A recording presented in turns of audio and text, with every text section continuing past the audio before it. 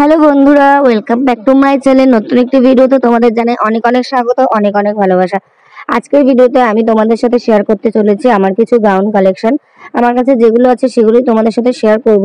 পরশুদিন একটা বোন কমেন্ট করে বলেছিল, দিদিভাই তোমার গাউন কালেকশন শেয়ার করো। তো চলো আজকে সেটাই তোমাদের সাথে শেয়ার করি। হ্যালো ফ্রেন্ডস, কেমন আছো তোমরা? আশা করি ভালো আছো। সেজে গুজে ভিডিও করতে পারছি না, কেননা খুব গরম, খুব রোদ। সকাল থেকে একটু মেঘলা মেঘলা ছিল, আবার এখন আবার রোদ। ফ্যানটাও বন্ধ করে দিয়েছি যাতে তোমাদের ভিডিওর কথাগুলো শুনতে সুবিধা হয়। তো পরশুদিন আমার ভিডিওতে একটা বোন কমেন্ট করেছিল যে দিদি তোমার গাউন কালেকশন দেখাতে। তো আমার কাছে তো আছে, কিন্তু মানে মানে কি বলবো, মানে বিশাল যে হাইফাই গাউন সেরকম নেই, নর্মালি আছে যেগুলো, সেগুলো আমি তোমাদের সাথে আজকে শেয়ার করব। আর এখন ধরতে গেলে বেশিরভাগ গাউনগুলো আমার গায়ে আর হচ্ছে না, কারণ আমি তো রোগা ছিলাম, এখন তো দিন দিন হাতি হয়ে যাচ্ছি, স্বীকার করলাম আজকে। যাই হোক, তো চলো তোমাদেরকে একটা একটা করে দেখাই। পেছনে রেখেছি সবগুলো, তো দেখাচ্ছি তোমাদের। ফার্স্টে যে গাউনটা দেখাবো, বিয়ের পর প্রথমবার পুজোতে এটা কিনে দিয়েছিল। এই যে এটা হাত আছে, আমি এখনো হাত লাগাইনি। এটা খুব সুন্দর গাউনটা, একদম লং, একদম মাটি পর্যন্ত। তো দুঃখের বিষয় হচ্ছে এটা আমার এখন আর গায়ে হয় না, মানে শেষ সেলাই খুললেও আর এটা গায়ে হবে না। এটা রেখে দেবো, দিদির মেয়েকে দিয়ে দেবো, আর কি করব। আমার এটা এখন আর হবেই না। যদি রোগা হই তবেই হয়তো, হলেও হতে পারে। আর রোগা হবো কিনা তাও আর জানি না। ইচ্ছে করে আবার আগের মতো রোগা হতে, ওজন কমাতে ইচ্ছা করে না, কিন্তু রোগা হতে ইচ্ছা করে। যাই হোক, তো চলো এরপরে এই যে একটা, এটা আমার মেজদির বিয়ের পর প্রথম বছর পুজোতে ওর শ্বশুরবাড়ি থেকে এটা আমাকে দিয়েছিল। এই যে একটা পার্ট আছে, আর এই যে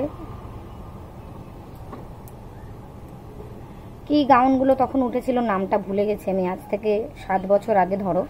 তখন কি একটা মুভি বেরিয়েছিল, হিন্দি মুভি, তখন থেকে এই মানে গাউনগুলো বেরিয়েছিল খুব, মানে একটা উপর দিয়ে জ্যাকেট সিস্টেম আর ভেতরে আর একটা পার্ট থাকবে। খুব সিম্পল সিম্পল গাউনগুলো আমার যেগুলো আছে সেগুলোই তোমাদেরকে দেখাচ্ছি, আর সেরকম কেনা হয়নি আর। এটা এবার পুজোতে আমার বড়দি আমাকে দিয়েছে। এটা লিওন কাপড়ের, খুব সুন্দর,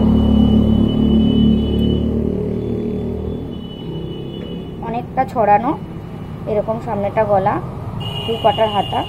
এটা একদম লং, আর এটা আমার খুব পছন্দ হয়েছে। আর ইয়েলো কালার আমার হাজব্যান্ডের পছন্দ না, কিন্তু আমার বেশ ভালো লাগে। লাল হলুদ না, খুব ভালো লাগে। আর এটার মধ্যে দেখো লাল হলুদ আর ব্লু কালার আছে।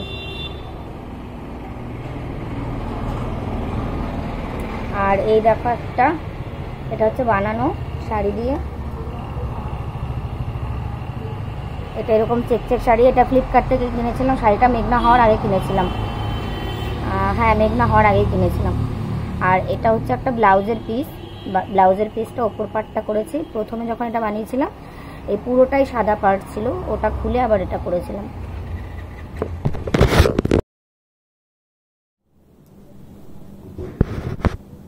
তো এরপরে আরেকটা দেখাচ্ছি। এই যে একটা ভেলভেটের গাউন, এটা আমি ফ্লিপকার্ট থেকে নিয়েছিলাম গেলবার, তার আগেরবার পুজোতে, কিন্তু একবারই পরেছি। আর আমি প্রত্যেকটা গাউনের ফটো তোমাদের পাশে পাশে দিয়ে দিচ্ছি ভিডিওর মাঝখানে, তোমরা দেখে নিও কেমন লাগছে পরে।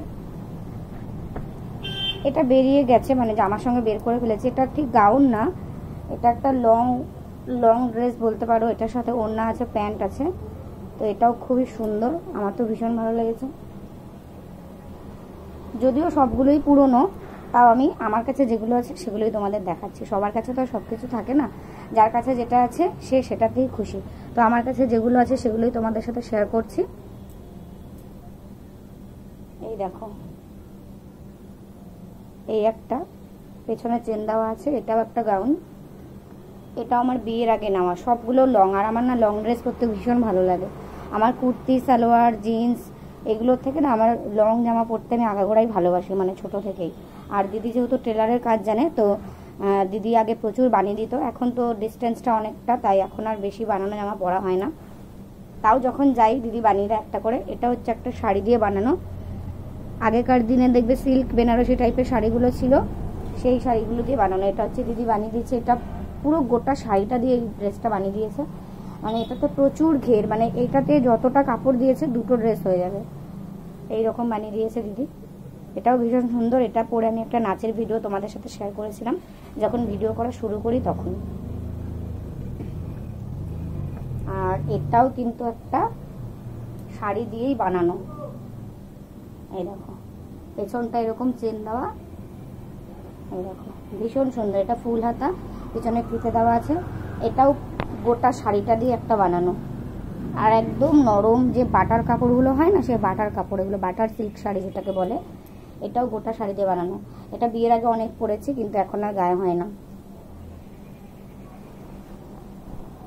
এটা তোমরা দেখেছো, এটা আগের বছর, তার আগের বছর জন্মদিনে মেঘনার বাবা গিফট করেছিল।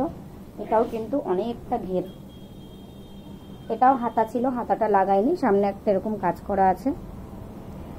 এটা আমি মিশো থেকে নিয়েছিলাম। তো এরকম টুকিটাকি অনেক গাউন আছে, এখানে ওখানে ছড়ানো আছে। এই আলমারিতে মানে 3-4টে আলমারি, সবগুলো আলমারিতে জামা কাপড় রয়েছে। তো যে কটা হাতের সামনে পেয়েছি সে কটাই তোমাদের সাথে শেয়ার করছি। তারপর বাড়িতেও আছে কিছুগুলো, 2-1টা বাড়িতেও আছে, দিদির কাছেও 2-1টা আছে, সবগুলো আমার কাছে এখন নেই। এই একটা রাখো, এটাও কিন্তু একটা গাউন টাইপেরই কুর্তি।